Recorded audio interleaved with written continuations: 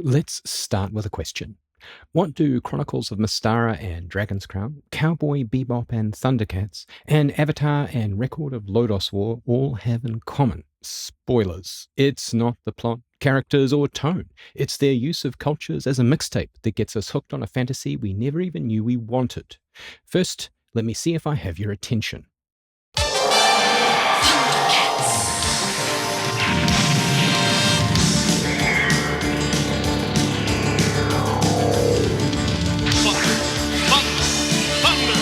Thundercats!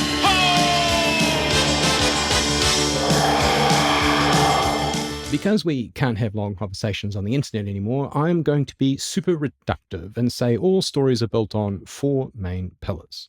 1, the plot, the what. 2, the characters and their relationships, the who. 3, the setting, the where. And 4, the tone, the how. Today we're getting into setting, the where, and how some absolutely monster juggernauts in fiction have used global culture to flavour their stories beyond characters or tone.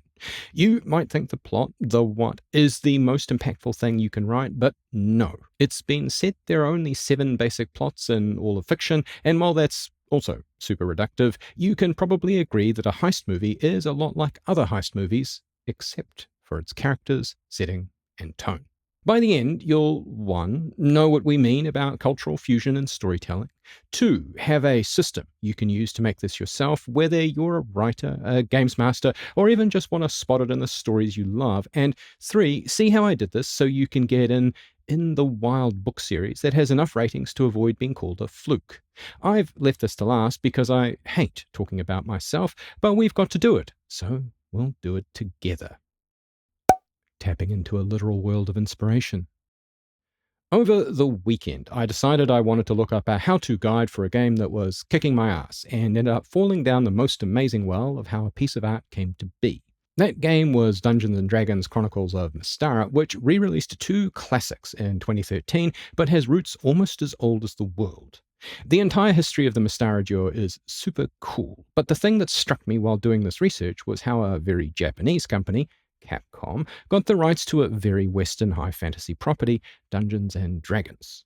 What this fusion gifted the world was 2 games, 1994's Tower of Doom and 1996's Shadow over Mystara, which, despite being older than dirt, still stand up well today. A huge element of this is the cultural welding apparent in the game's manufacture. The elements of D&D fuse spectacularly well with distinctly Japanese anime aesthetic. It stands up so well that George Kamitani, who worked on Tower of Doom, got the bug. Legend says that around 1998 he still itched to make a successor to his work on Mystara, culminating in 2013's Dragon's Crown after he started his own game company Vanillaware. While Dragon's Crown is one of the most undeniably horny games to be produced, it's also still carrying the torch for East meets West. We can see how Kamitani loved what he learned about D&D so much that he wanted to keep giving his blend to the world years later. The creative hybridization spread with Sword World and Record of Lodoss War, both Japanese properties that give a distinct view into the West's high fantasy imaginings. 1998's Cowboy Bebop, I haven't actually got to the 2021 live-action version yet, is a Japanese meets noir space western. Oh, and it's got bounty hunters and noodle bars. It was so successful, it was credited with being the gateway drug introducing Western viewers to anime in the early 2000s. What about the other way? 1985's Thundercats saw United States television producers dipping heavily into the vibe of the anime aesthetic. Not just visually, Thundercats' art style is an absolute treat, but thematically, you don't have to squint too hard to see Bushido culture referenced in Thundercats, and it's this theme the 2011 reboot dives headfirst into. Born in the USA doesn't mean we have to use guns instead of cool-ass swords, and the Sword of Omens was one of the coolest swords ever gifted to fiction. We can also see how the tragic misstep of 2020's Thundercats Raw failed its way to a 2.2 on IMDb. It's not just the art style to blame, although that's huge. Raw throws off the trappings of East meets West's, the delightful fusion of battle tanks and Bushido, and trades it in for bullshit wacky adventures. You lost me at hello. Also, anyone remember how that initial pilot of 85's Thundercats had the Thundercats all hanging about naked on the ship? 80s childhood television was a trip. Avatar: The Last Airbender blends, or blends elements from Asian and indigenous cultures to create a world you wished you lived in. Well, not the parts where everyone's fighting for their lives, but you get me. The 4 nations in the series are inspired by sources including Chinese, Japanese, Inuit, and Tibetan cultures, creating a world that feels familiar while still being fantastical. The creators didn't just borrow for flavor, they synthesized philosophies, martial arts, and societal structures to create a world that feels both unique and real. Remember that term synthesized, we'll be coming back to it. The Legend of Korra next levels this. Set decades after Avatar, its big deal is how the world has evolved. Republic City is described by the creators as what would happen if Manhattan had happened in Asia. It's a sort of roaring 20s vibe from America and Europe, merged with the established 4 nations Asian-inspired world Avatar handed down. There's Art Deco architecture and 1920s fashion alongside steampunk-inspired technology like automobiles and mecha tanks. It's not just vibe. Korra uses its fusion to dredge the lakebed on tradition versus progress, spirituality versus technology, and the social upheavals that come with massive industrialization. In an unrelated note, I don't think a lot of AI tech bros have watched The Legend of Korra. Literature isn't immune. While it's not popular to talk about gaming these days, His American Gods imagines a world where gods from various mythologies and cultures exist in modern-day America. The almighty Johnsons riffed on the same prestige in my New Zealand backyard. Now we've seen how it works. How do you do it yourself? The Cultural Catalyst Framework. Let's say you want to try this out at home. Maybe you're a writer. You could also be a TTRPG game master too. Hell, maybe you're in Hollywood and wanting that new spice. Regardless, I've got a system for you. Let's call it the Cultural Catalyst Framework. You can tell I'm a recovering IT architect. Architects love frameworks. There are 3 phases to our framework: foundation, fusion, and focus. The foundation. Step 1. Identify your core theme. To avoid scaring the ever-living shit out of your reader, you need a touchstone, something familiar, a genre or story structure your audience understands. Be specific. Not just fantasy. Is it a quest-based high fantasy in the Tolkien tradition? What about a gritty, low-magic sword and sorcery? Not just sci-fi. Is it a hard sci-fi space opera? Maybe you'd prefer a dystopian cyberpunk thriller. Not just mystery. Is it a cozy English village whodunit, or maybe a hard-boiled American noir? Let's use hard-boiled American noir. We know the tropes already: a cynical private eye, a femme fatale, a corrupt city, moral ambiguity, jazz music, and rain-slicked streets. If you feel like this could write itself, you're not wrong. It's been written 1,000 times already. That's why we want a cultural catalyst. Step 2. Choose a culture to blend with your theme. It doesn't matter if it's historical or contemporary, but what does matter is choosing it for the right reason. If your reason is, bro, it's exotic, you're not only stepping dangerously close to cultural appropriation, you're committing a worse sin. You're risking reader boredom. Choose something for a thematic or aesthetic reason. Thematic resonance. Is there a philosophical concept that creates interesting friction with your core? For example, the noir theme of fatalism versus the Buddhist concept of karma. Aesthetic contrast. Does a culture's visual language create a striking new look? The sharp, brutalist architecture of the Soviet era would be dope when mixed with the organic, flowing art of the Celts. Structural parallel. Does a historical society structure mirror your genre's needs in a new way? The rigid social hierarchy of feudal Japan could be your perfect fit for a political court intrigue story. We're going to select 1920s Shanghai. The Paris of the East will be our cultural catalyst. We've got a rich history of international intrigue, colonial powers, and powerful gangs, and we can create a unique blend by dubstepping Chinese tradition with Western modernity. Step 3 is important for not cocking this up completely. Do your research. You'll want something a little deeper than most Wikipedia articles provide because we want our world to feel lived in. You want to be able to answer 3 elements. The senses. What does it look, sound, smell, and taste like? Think architecture, fashion, music, food, and technology. The rules. How do people interact? What are the societal hierarchies, family structures, legal systems, economic drivers, and political factions? The soul. What do your people believe? This could be religion and mythology, their core values, and how they feel about honor, life, death, and justice. The reason you want to research this is so your world feels authentic, but also so you can tweak this authenticity. We'll get into this a bit more in our real-world Richard Wright's example. Now, let's get into combining this. The fusion. The fun part begins. We're going to combine the elements from the 3 steps of the foundation. To avoid this sounding like a bad copy-paste from Wikipedia into that term paper you forgot about until the night before, we're going to apply some techniques. Technique 1.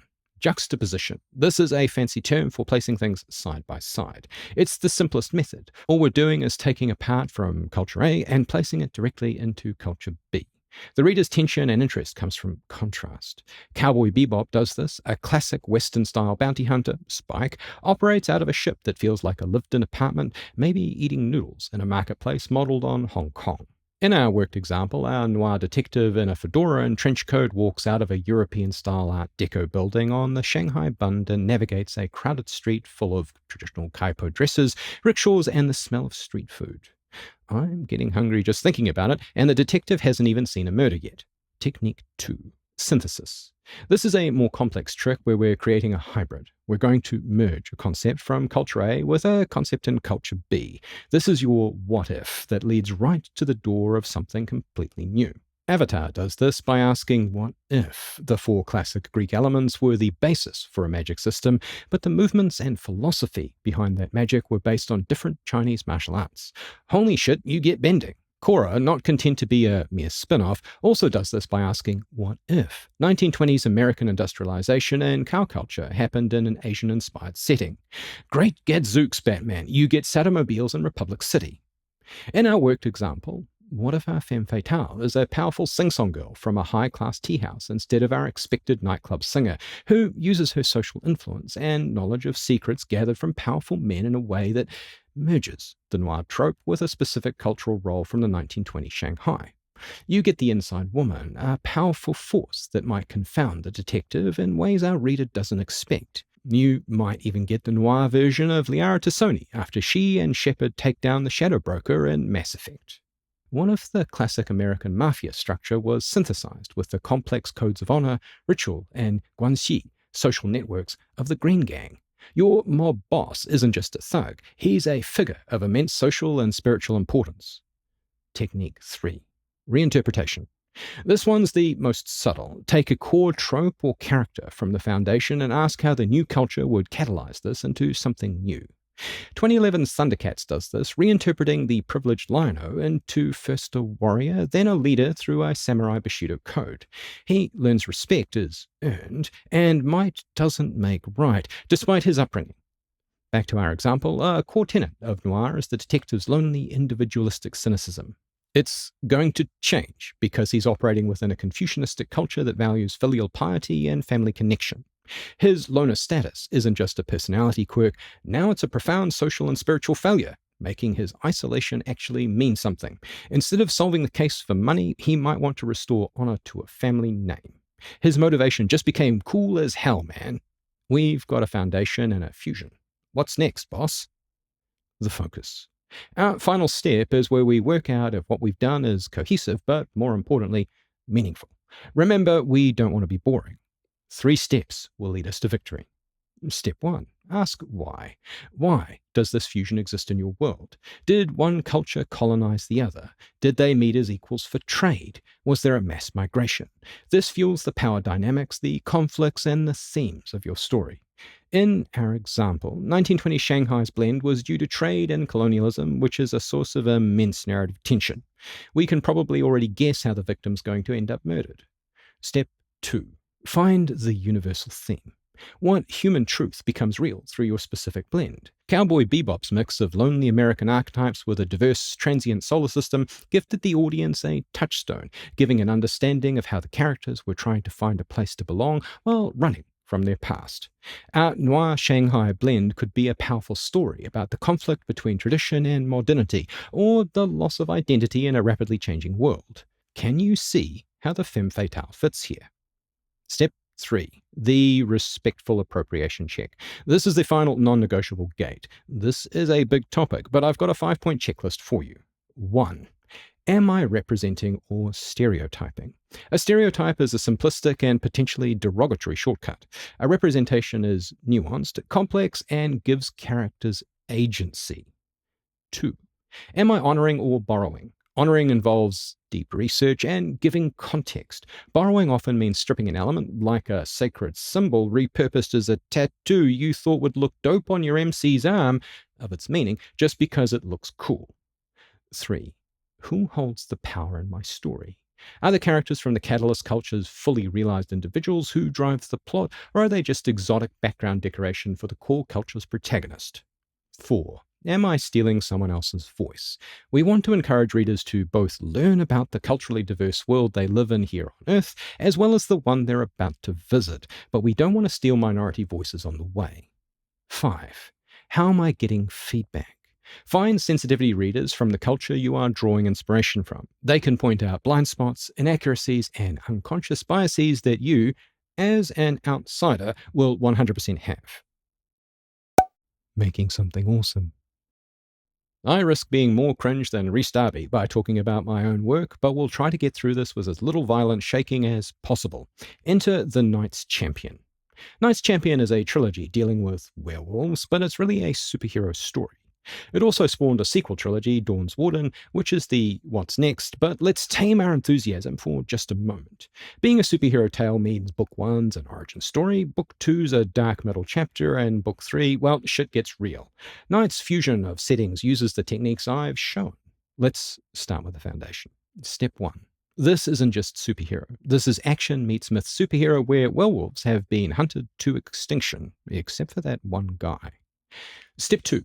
Werewolf stories, especially around the time I penned Knights, were all about the vampire crossover. There was a popular tabletop role-playing game, World of Darkness, where there were werewolves, vampires, and so on.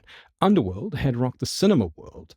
I wanted to use these as the common cultural ground so as not to scare the shit out of my reader, but also blend them with aspects of voodoo, Celtic myth, and so on. I felt the aspects of borrowed power from voodoo would make an excellent thematic resonance for Book 2, and there's an aesthetic contrast in Book 3 when beings of myth, the werewolves, meet Judeo-Christian powers, the horsepersons of the apocalypse.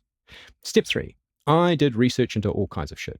This was partially enjoyable. Rewatching all the Underworld movies is never a bad time, except for the ball-grating experience of Rise of the Lycans. It was also partly educational. While I very much enjoyed skimming over cargo cults when reading Dream Park, getting deeper into this was a good time. There's nothing bad here. I was either having fun or learning something. This all meant that by Book 3, a lot of this, hopefully, felt authentic. If you want to write a werewolf story about an ever-living dark hero and remix it with Judeo-Christian mythology so a protagonist was around and vibing, able to actually see the crucifixion, well, we can agree that setup probably never happened in Earth's history, but answering the senses, rules, and soul meant my readers lived through every dark historical moment. I was also able to break the rules with confidence in the world builder's version of hold my beer and watch this. Now, what about the fusion? I use techniques 2 and 3, synthesis and reinterpretation. They're werewolves, but they also have a spiritual lineage that's passed down like a tribal shared memory. The horsepersons are what we thought they were, except they're actually real people who have their own lives and care about this world they live in. Vampires are bad, sure, but that's because they were made that way, and what if one of them didn't like the cut of his cloth? I like to think there's no carbon copies of any of the source tropes in the entire trilogy, and you can imagine how, in the Knight's universe, myths handed down over millennia warped and shifted away from what was real. Also, it let me have werewolves that knew kung fu. Finally, I came to focus. Step 1. The why of how the werewolves we met in Book 1 ended up duking it out with powers right out of the Bible in Book 3 is because, in this world, all myths have some truth to them. Things we call fantasy or magic are just systems or tools for the pantheon of legend. They didn't choose the world, but they still had to live in it. Step 2. The universal theme was humanity. I wanted this to be a story about the people in it, not the superpowers or the dope-ass special effects Hollywood would no doubt drop in there if they ever optioned the rights to it. The trilogy is about what if these really complex types of beings had very human motivations. What if monsters were beautiful on the inside and beautiful people turned out to be monsters? Step 3. Appropriation is a really complicated topic, but in brief, I use both alpha and beta readers both during the writing and then to tune the final product. It led to things like a dude bro becoming less homophobic, despite how real that was in the world of the time, or a complete gender change for a main character. I wanted to be sure there was no hint of power imbalance due to the meat people were made of. The end result is a series with werewolves and vampires, sure, but there are also zombies, voodoo, and the four horsepersons of the apocalypse, and that's before Mary Magdalene makes an appearance at the end. The Dawn's Warden trilogy continues right where Knights left off, bringing in Celtic and other influences. The genre lane of these books is superhero, but you'd never know it because of how powerful the cultural fusion technique is. They don't look or smell like anything the MCU would put on screen. So what? We've covered a lot of ground today. A framework for remixing reality which can be used as a detector for appreciating it when you see it done well. We've talked about the great successes at genre bending, and we've talked about at least one critical fumble. And I've given you a toolkit on how to make it work while showing how I did it myself. Now, I want to hear from you. The world is a massive, incredible spice rack filled with inspiration. The only rule is to be a respectful chef. For the writers and games masters, what's a dream cultural fusion you've always wanted to build? Want a remix of Battlestar Galactica with Vikings instead of an Egyptian motif? I'd watch the hell out of that. And for everyone, what's the best or worst example of cultural fusion you've ever seen? Was it the awesome multicultural fairy tale vibes of a game like Ravenwatch, or a critical fumble like Thundercats Roar that you can't forget? Drop your answers in the comments below. I'd love to geek out about this stuff with you. And if you dig the idea of world bending, click like. For more of my hack writer tricks, subscribe, and thanks for watching. Please hang up and try again.